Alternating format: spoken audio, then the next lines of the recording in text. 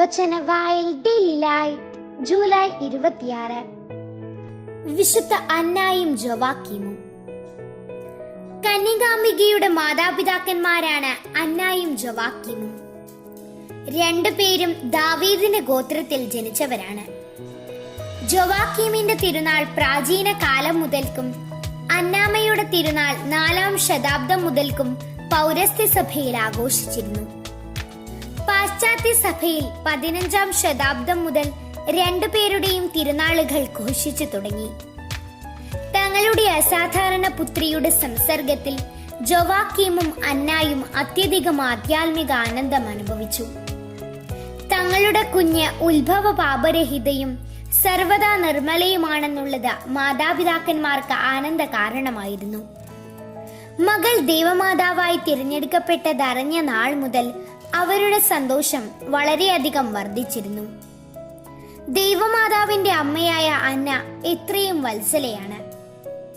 പേരിന്റെ അർത്ഥം തന്നെ അനുഗ്രഹദായക എന്നത്രേ. അവളുടെ വാർദ്ധക്യത്തിലാണ് മറിയം ജനിച്ചത്. തന്നിമിത്തം ഏറെ വാത്സല്യത്തോടെയാണ് ഈ ശിശുവിനെ അവർ വളർത്തിയത്. അമലോത്ഭവയായ ശിശുവിന്റെ ഓരോ കാൽവെപ്പും അന്നായിക്ക് വളരെ കൗതുകമായിരുന്നു. യഹൂദ ശിശുക്കൾ ദേവാലയത്തിൽ പുരോഹിതന്മാരുടെ മേൽനോട്ടത്തിൽ ശിശുഗൃഹത്തിൽ താമസിക്കുന്ന ഒരു പതിവുണ്ടായിരുന്നുവെന്ന് പറയുന്നുണ്ട്. തദനുസാരം അന്ന തന്റെ ശിശുവിന് 3 വയസ്സുള്ളപ്പോൾ ദേവാലയത്തിൽ കാഴ്ചവെച്ചുവെന്ന ഒരു പാരമ്പര്യമുണ്ട്. അതിനാൽ തന്റെ നിർമ്മല ശിശുവിന്റെ സഹവാസത്തിൽ നിന്ന് ലഭിക്കാമായിരുന്ന ആനന്ദം അന്ന ബലി ചെയ്തു. ക്രിസ്തീയ കുടുംബങ്ങളുടെ മധ്യസ്ഥയാണ് വിശുദ്ധ അന്ന. അവൾ നമുക്ക് അമ്മാമ്മയാണല്ലോ.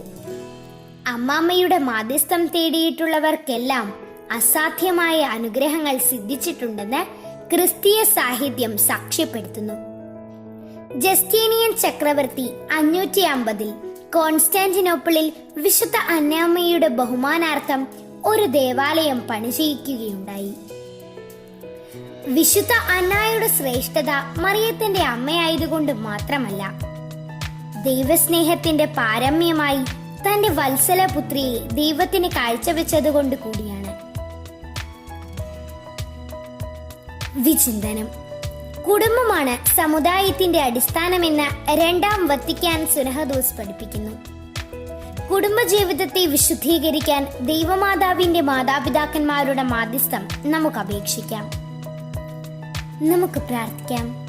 വിശുദ്ധ അന്നയുടെയും വിശുദ്ധ ജോവാക്കീമിന്റെയും ജീവിത മാതൃക പിന്തുടർന്ന് ഞങ്ങളുടെ കുടുംബങ്ങൾ വിശുദ്ധിയിൽ വളരാനും ഞങ്ങളുടെ വീടുകൾ കൃപ നിറഞ്ഞ സ്നേഹത്തിന്റെ സങ്കേതങ്ങളായി മാറാനും പ്രാർത്ഥിക്കണമേ.